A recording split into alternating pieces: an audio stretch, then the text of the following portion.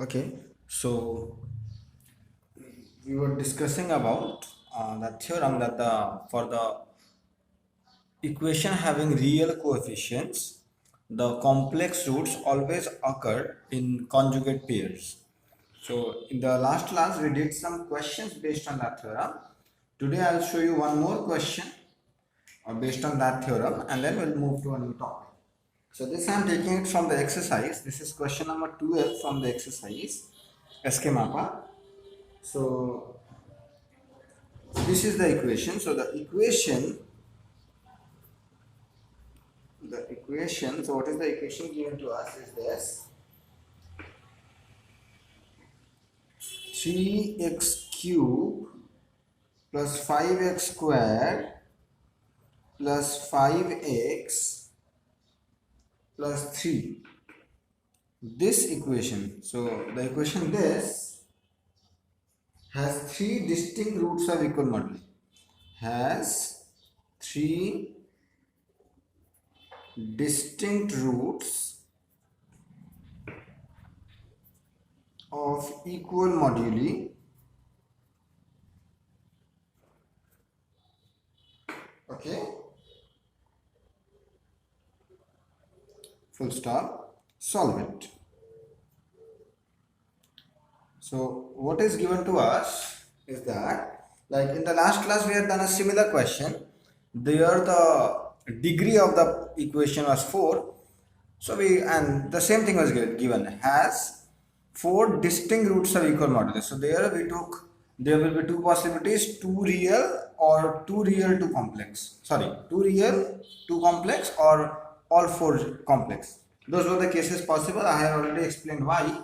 Now similarly, look at this equation. They are saying it has 3 distinct roots of equal moduli. Can anybody tell me what are the possibilities in this case? What are the possibilities in this case? 3 distinct roots of equal moduli. What Rahul said is exactly correct. The only possibility here being 2 complex root and 1 real root. You see, there is no question of getting 2 real roots and 1 complex root because it is a polynomial having real coefficient. If the complex roots occur, it should be in pair. So the 2 real and 1 complex is not possible for sure. 2 complex and 1 real is possible, right? 1 real and 2 complex is possible. 1 real and 2 complex right? This is a possibility.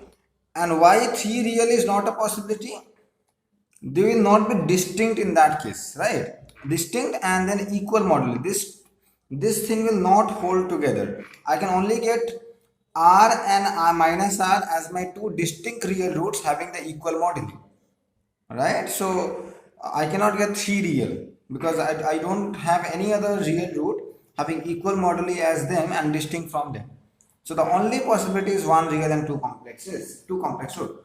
Now you see, so under this there are 2 possibilities. I'll tell you why. So there are 2 possibilities. There are 2 possibilities. Number 1, the roots are so 1 real and 2 complex. So r and r cos theta plus minus I sin theta. So this is my 3 roots. Or number 2, the roots are minus r and r cos theta plus minus I sin theta. See, r will always be positive just because this r is the modulus of this complex number and modulus cannot be negative. So the real root can exactly be equal to r or it can also be equal to minus r. So like suppose the moduli is 2, then the real root can be either 2 or minus 2. So there are 2 possibilities under this case and there are no other possibilities. So let me write where r is the equal moduli. So there are no other possibilities. These are the only two possibilities. Okay. Next, let's start solving one by one. Let's start solving one by one. So let's consider the first one. So case one, we are doing first case one. Can this be possible? Let's see. So the given equation is identical to this x minus r. Yeah. Sir, did we start from this page itself? So the given equation is identical to this, and it is x minus r cos theta plus I sin theta, and then x minus r cos theta minus I sin theta equals to 0. So let's simplify this very quickly. This will be x minus r, and I had already told you how to simplify this. So after simplifying, you shall always remember this, we will not show the steps, x square minus 2r cos theta plus r square. So I had already explained why this happens after multiplying this two. So we can always use this. Okay, now just multiply things. Okay, so x with x square, this will become x cube, right? Now I want to get x square. So from which terms I'll get x square? I'll get x square from here, minus r x square. Sorry, there should be x also, no? 2r x cos theta. My mistake. 2r x, is it, no? Just let me check. Just a minute. Yeah, look at it, 2rx cos theta. So this way, I'm getting x cube. From this also I'm getting x square. From this also I'm getting x square. So multiplying this will also give me x square. Multiplying this will also give me x square. I'll do that together. So I'm getting minus 2rx cos theta. So I'll take minus common. 2r cos theta x square plus r x square. So I will get the term x square after multiplying this also. Taking x square common, I'll get the result. Next I want to get x. I'll get x after multiplying this with this, x with the last term. So I'll get r square from there. And so x, and I'll also get x from these two terms, right? So that is nothing but minus minus plus 2r square cos theta x, and lastly the constant term, I'll get the constant term just minus r cube. Minus r cube equals to 0. So this is my equation. My given equation is identical to this equation. Okay, so I am just arranging them, coefficient of x cube, x square, x, and constant. Now you see one thing. So let me write it in more precise way. So x cube minus, I can take r common, 2 cos theta plus 1 x square plus r square common, 1 plus 2 cos theta x minus r cube equals to 0. Let me write the given equation. So the given equation is,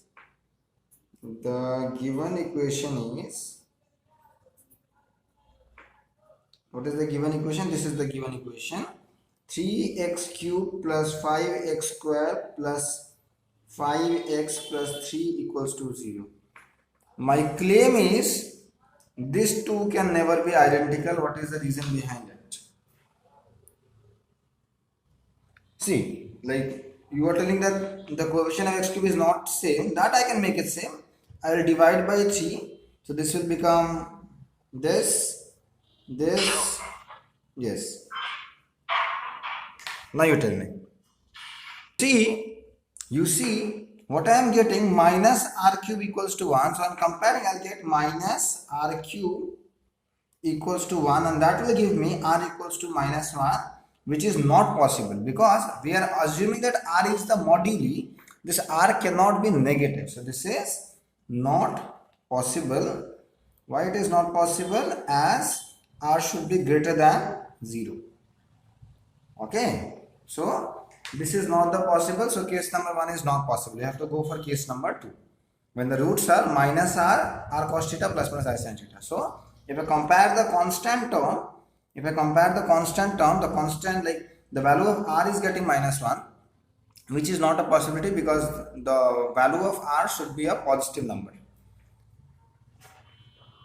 Okay, so let's proceed to case number 2. So what is the case number 2? The given equation is identical to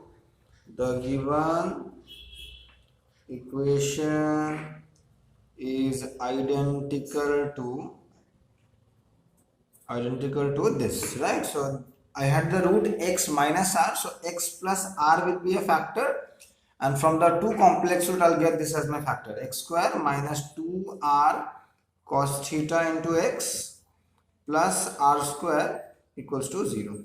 So again let us write down the coefficient of every term. So this will become x cube, and the coefficient of x square I am getting r minus 2r cos theta x square. So how I am getting the coefficient of x square? Multiplying this 2 and multiplying this 2. So from here I am getting x square and I have to get x.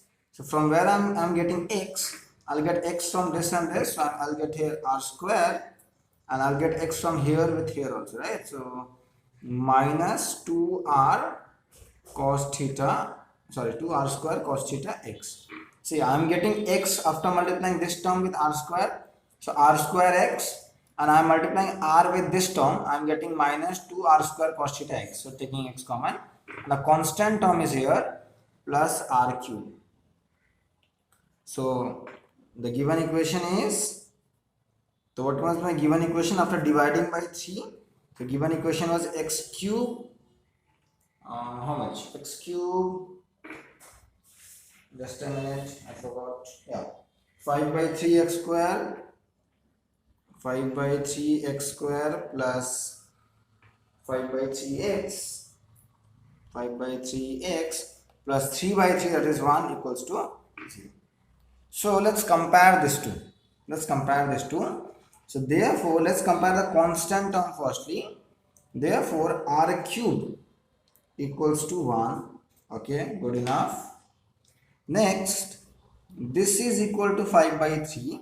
So if I take r square common, I'll get 1 minus 2 cos theta equals to 5 by 3. Next, let's compare the coefficient of x square. So r common, 1 minus 2 cos theta equals to 5 by 3.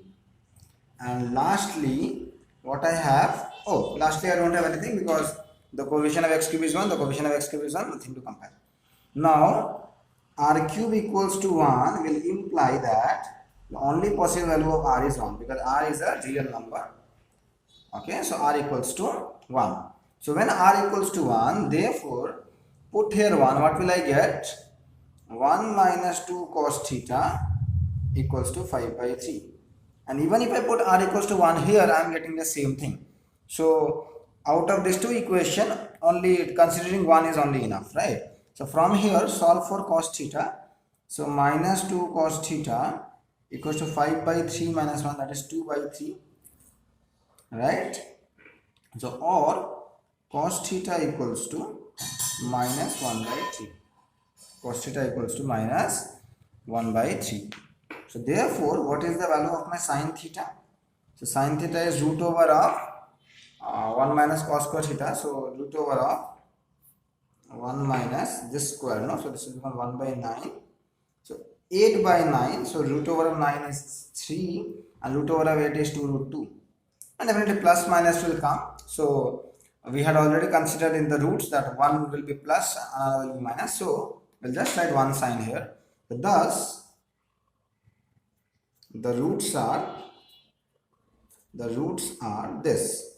One root is minus r, that is minus 1, and other two roots are r, no need to write, cos theta plus minus, so that is the reason they will be plus minus I sine theta 2 root 2, right? Or we can just write in a more better way, minus 1, if I take 3 as my LCM, so minus 1 plus minus I to root 2 by 3. So these are my answers. So I have solved this equation which has 3 roots of equal moduli but all distinct. Okay, so this is my answer.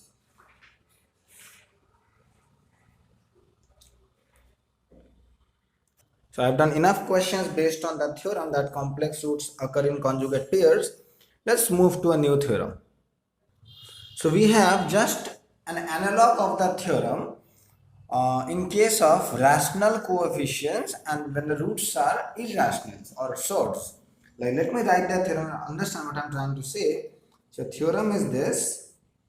So if an equation with rational coefficient, so this time rational coefficient, not just real will do, rational, it should be rational coefficient, the coefficient cannot be irrational. So if an equation with rational coefficients, has a sword root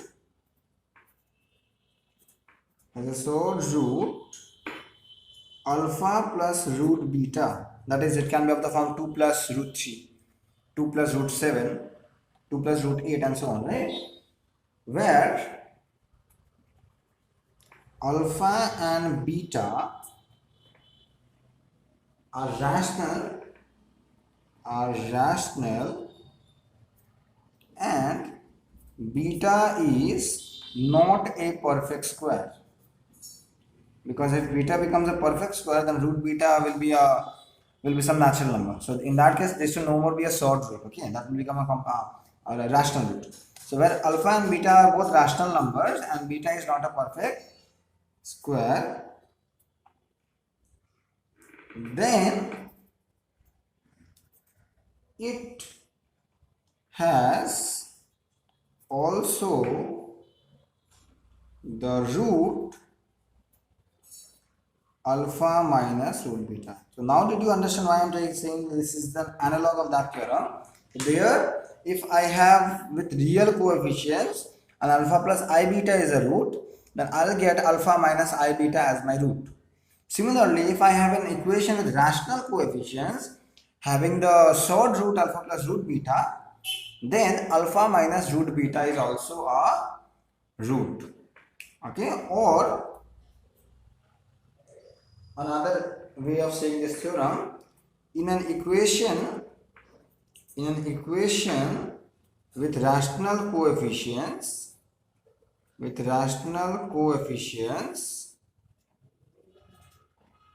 okay, sword roots occur in pairs.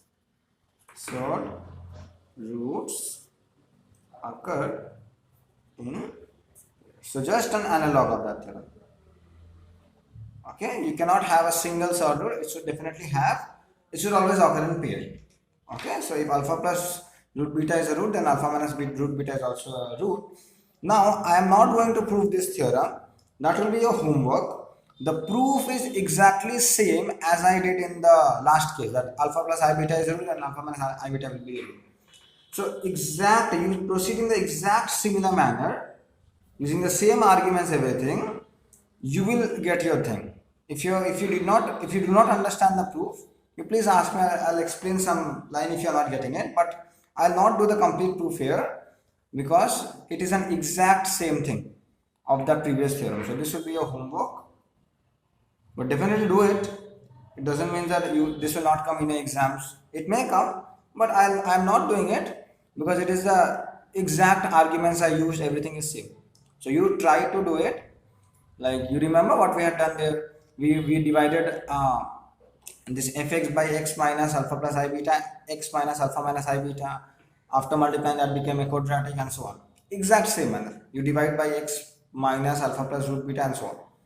Okay, so this will be your homework. We'll just do 1 or 2 applications of this theorem as we did in the case of complex roots.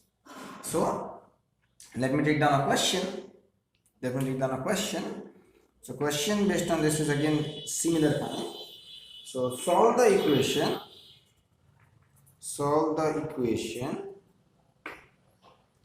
X to the power 4 plus 2x cube minus 16x squared minus 22x plus 7 equals to 0. I have to solve this biquadratic equation having degree 4, which has a root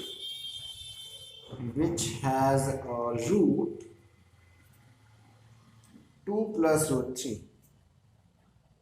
So I want to solve this equation. Okay, I want to solve this equation which has a root 2 plus root 3. Okay, so we have to find other 3 roots of this equation, because one root is given to us, and this being a biquadratic equation, it will have 4 roots. So among that 4 roots, one root is given to us. Now if I apply the previous theorem here, look at the coefficient. The coefficients are a rational number. 1, 2, minus 16, minus 22, 7. They are all rational numbers. So according to the previous theorem, because 2 plus root 3 is a root, so 2 minus root 3 will also be a root. So let me write that. Solution. So since the equation contains only the rational coefficients, so the coefficient must be rational coefficients, okay, so therefore 2 minus root 3 is also a root, so I'm just using the previous theorem which I just stated, right? So remember, if one of the coefficients was suppose root 2, then this theorem will no more be valid. Okay, but we are saying that the coefficients are all rational numbers, so they will always occur in pairs. So because 2 plus root 3 is a root, so 2 minus root 3 is also a root. So I have got 2 root, and what can I say?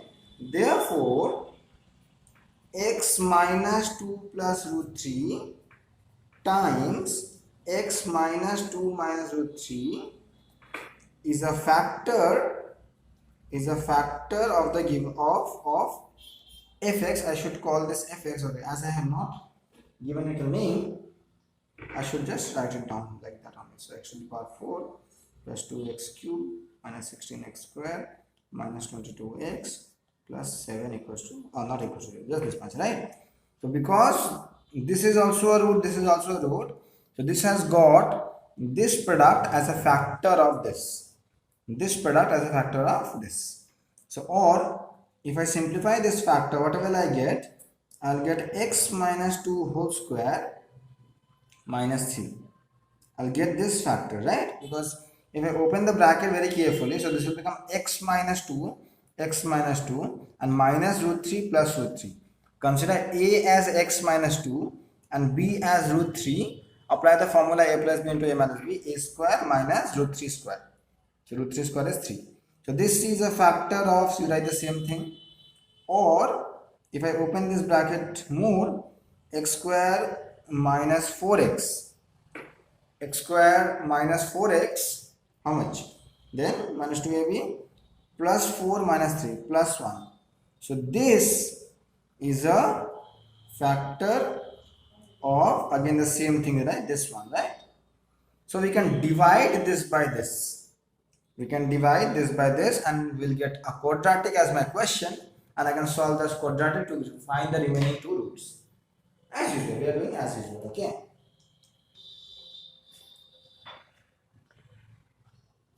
Let me divide the given polynomial by this polynomial, okay? So my given, I have to divide by x square minus 4x plus 1, and I have to divide which polynomial? The polynomial was x to the power 4 plus 2x cube minus 16x square minus 22x plus 7. So let us divide. So what is the first one? It should be x square, right? So this will become x to the power 4 minus 4x cube plus x square. Solve it. This is minus, this is plus, this is minus, this got cancelled. 6x cube minus 17x square minus 22x plus 6x plus 6x, right?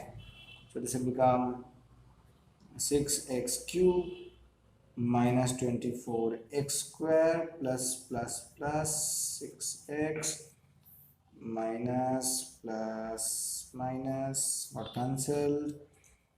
24 minus 17, how much? 7x square, right? And how much? 22 minus 6 minus 28x plus 7. So plus 7. What am I getting? 7 x square minus 28x plus 7. So this will get cancelled completely. So therefore my given polynomial was this. My given polynomial was this, and this polynomial can be written as product of this and this. Product of this and this.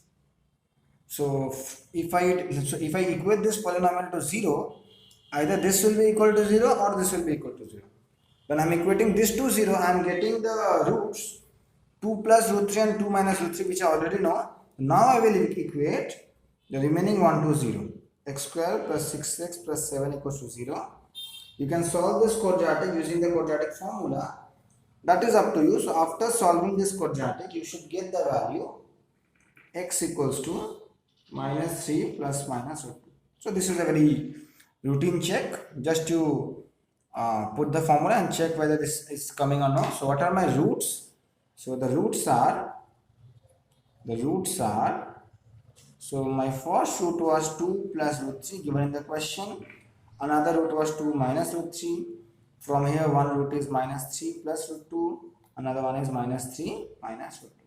So I have solved my biquadratic equation. If you have any confusion, feel free to ask. So now we have some theorems. So let me state this theorem. So the first theorem is this, which you have already seen for sure, I know. Let me first state. So let fx be a polynomial.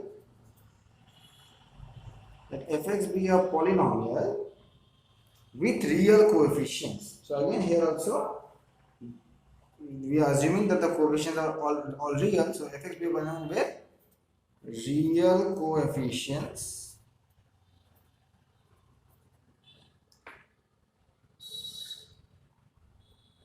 if alpha comma beta are two real numbers with alpha not equals to beta, such that f of alpha and f of beta are of opposite sign,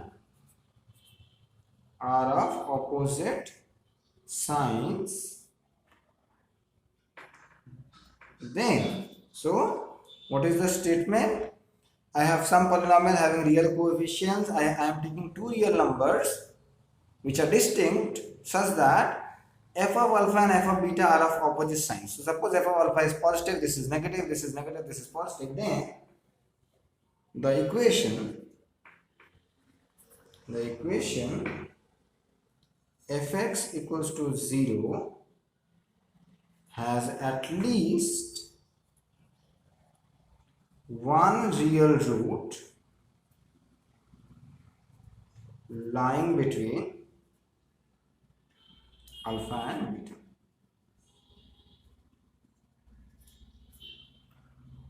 So I hope you all have heard this theorem before. You all have done, you have used this theorem while doing numerical analysis, while doing the bisection method, okay, while doing any other methods for solving an equation. So we have used this theorem so many times that if f of alpha and f of beta are of opposite sign, then there is definitely one root of fx equals to 0 lying between alpha and beta. You have also seen this theorem while studying continuity in real analysis. You may check your books or your notes, you will definitely find this theorem. So this theorem is just an application of this continuity, that every continuous function in some closed and bounded interval satisfies the intermediate value theorem or intermediate value property. What is that? I'll just tell you in brief. So am I clear with the statement? Yes, sir. So I will not do the proof, and even this proof is not a part of classical algebra. This is a proof of analysis. I'll tell you why, but though I'll give you the idea of proof. It's very simple. It's very simple. Okay. So let me just tell you the idea. So basically, this is the idea behind it. Suppose this is my axis, x-axis and y-axis. What is given to us? F of, suppose I'm assuming without loss of generality that f of alpha. This is my the functional value f of alpha, right? So this height is f of alpha and this height is f of beta. So here suppose there is alpha, here suppose there is alpha, and here suppose there is beta. So my function is something like this. So at alpha it is taking this height, going down and down, and at beta it will take this depth here. Suppose my polynomial is like this. This is my polynomial fx, right? So as you can see from the picture itself, f alpha is positive, f beta is negative, because it is down the x-axis, is above the x-axis, and f of alpha and f of beta are opposite sign. F alpha is positive, f beta is negative. You can see if I am drawing the graph, it is intersecting the x-axis between alpha and beta. That means this is the zero of the polynomial. So this is the property of a continuous function. So how? Remember, every polynomial function is continuous. Every polynomial function is continuous, so it is continuous without any holes, without any breaks. Now the idea is this: every continuous function satisfies IVP. What is IVP? Intermediate value property. That means you consider this interval, okay? You consider this interval alpha to beta, and in this interval, you see it is taking f alpha as the highest value and f beta as the lowest value, right? So whenever this happens, the intermediate value property tells you that any number between f of alpha and f of beta will be achieved by the function at some point between alpha and beta. Like even you see this point, this value is also attained by the function at some point, right? At some point. So why this is important, that f of alpha and f of beta are of opposite sign, just to guarantee that 0 will be between them, right? The theorem says that any number lying between f of alpha and f of beta will be achieved by the function at least once in that interval. So because f of alpha and f of beta are of opposite sign, I have the guarantee that 0 is a number between f of alpha and f of beta. So 0 will also be achieved at some point, and that some point will be the root of the equation. So this is the idea of the proof. The proof is just the application that fx is a continuous function and every continuous function satisfies the intermediate value property in some closed and bounded interval. Am I clear or not clear? So you may follow the proof accordingly, but it's very simple. This is the idea, and I just write few lines. Now another theorem that I have in the list, again I'll just write the statement of this theorem also. So let fx be a polynomial, with real coefficients and alpha and beta be two distinct real numbers. Alpha and beta belongs to R such that alpha is not equals to beta. So I have alpha and beta are two distinct real numbers. The hypothesis of the theorem is still the same as compared to the previous one. Then this theorem has two parts. Number one, if f of alpha and f of beta are of opposite signs, so same as the previous theorem, we are assuming the hypothesis. It was there, same thing. If f of alpha and f of beta are of opposite signs, then the previous theorem told you that it will definitely have at least one root, but this theorem tells you more. Okay, then fx equals to 0 has an odd number of real roots. Has an odd number of real roots. Okay, and number two,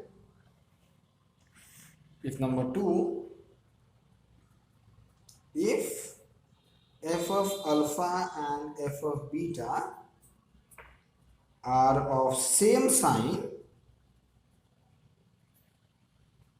then fx equals to 0 has an even number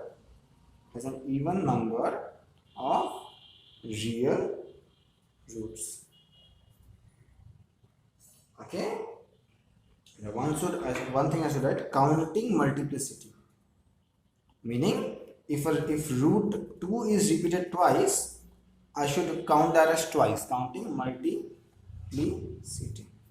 Suppose the root is 3 is a triple root, that means a multiple root of order 3.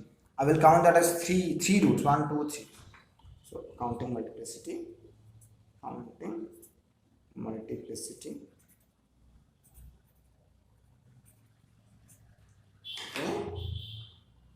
Lying between alpha and beta. So lying between alpha and beta. So again, I will not do the proof of this theorem. You can again follow the book. Not that difficult, but we are not interested in proofs of this theorem. So I'll just give you what the theorem tells you. I'll just give you the graphical meaning of this. So when f of alpha and f of beta are of opposite sign, then definitely it has a root. And I can guarantee that the root will be repeated like odd number of times. It has a root. Okay, odd number of times. What is the meaning of that? I'll tell you. So just to copy the statement first, I'll explain the theorem.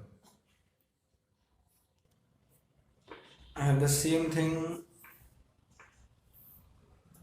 x, y. Suppose this is alpha, this is beta. Suppose I am taking the first case and f of alpha and f of beta are of opposite sign. So here is suppose f of alpha and here is suppose f of beta. The function is like this, like this,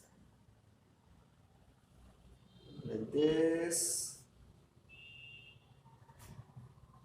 Yes, something like this.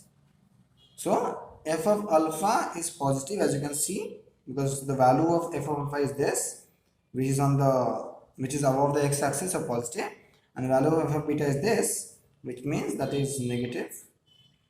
This is f of beta, and you see how many times this graph cut the x-axis. So 1, 2, 3, an odd number of times. So whenever this happens, that f of alpha and f of beta are of opposite signs, definitely there will be a root, but there will be an odd number of roots. So it can be either one root, as you saw in the previous case, there is only one root lying between alpha and beta.